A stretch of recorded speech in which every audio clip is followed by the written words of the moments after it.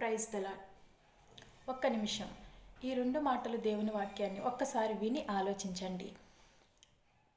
పరిశుద్ధ గ్రంథం నుండి 135వ కీర్తన 6-7 వచనాలు చూసినట్లయితే, ఆకాశమందును భూమి యందును సముద్రమయందును మహాసముద్రములన్నిటి యందును ఆయన తనకిష్టమైనదంతయు జరిగించువాడు.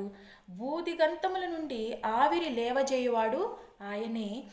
వాన కురియునట్లు మెరుపు పుట్టించువాడు ఆయనే. తన నిధులలో నుండి గాలిని ఆయన బయలు వెళ్ళజేయును. ఇప్పుడు చూస్తున్నాం కదా, మొంతా తుఫాను వలన అనేక మంది మరి గాలికి అసలు కొట్టుకుపోతారు. ఇంత గాలి వస్తుంది, మీరు చాలా జాగ్రత్త వహించండి అని మరి ఈ ప్రభుత్వం వారు హెచ్చరిస్తుంటే మనం చూస్తూనే ఉన్నాము కదా. ఎందుకంటే దేవుని యొక్క ప్రణాళిక లేనిదే ఏది కూడా జరగదు. ఎందుకంటే ఆయన ఈ భూమి ఆకాశములన్నిటినీ కూడా సృజించినవాడు, తన మాట చేత దీనిని కలగజేశారు. అందుకనే ఆయన సముద్రాన్ని అణచువాడను నేనే, దానికి కట్టడి నియమించిన వాడను నేనే అని తెలియపరుస్తున్నారు.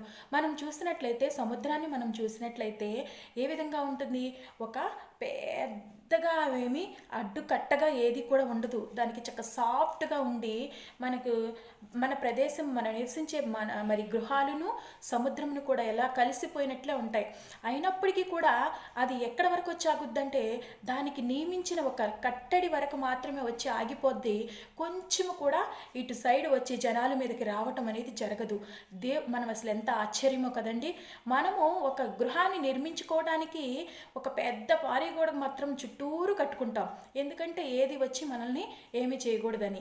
ఆ విధంగా మనం ఈ లోకంలోనే మన రక్షణ కొరకు కట్టుకున్నప్పుడు దేవాతి దేవుడైన యెహోవా దేవుడు సముద్రాన్ని నియమించినప్పుడు దానికి ఒక కట్టడి అనేది దానికి నియమించారు. నువ్వు ఇంతవరకే, అంతకు మించి నువ్వు వెళ్ళటానికి వీలు లేదని మరి సముద్రానికి ఆజ్ఞ ఇచ్చినట్లు మనం చూస్తాం. ఎందుకంటే సృష్టి యావత్తు కూడా మరి దేవుడు కలగచేశాడు కాబట్టి సృష్టి యావత్తు కూడా తన మాట వింటుంది.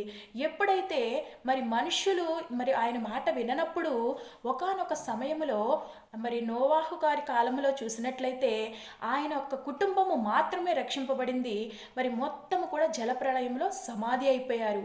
ఎందువల్లంటే అక్కడ పాపముతో నిండిపోయి పాపంతో కొట్టుమిట్టాడుతూ ఉన్నట్లు మనము చూస్తూ ఉంటాము కదా. ఒకసారి ఆలోచించండి, దేవుడు మరి నిన్ను నన్ను రక్షించాలి అంటే ఆయన ఒక్క నిమిషం చాలు. నిన్ను నన్ను మనల్ని దేవుని మాట వినుకోకుండా మరి లోకంలో పాపంలో కూరికిపోతామనుకోండి, దేవుడు మరి సృష్టికి ఒక్క ఆదేశం ఇస్తే చాలు, సృష్టి మొత్తం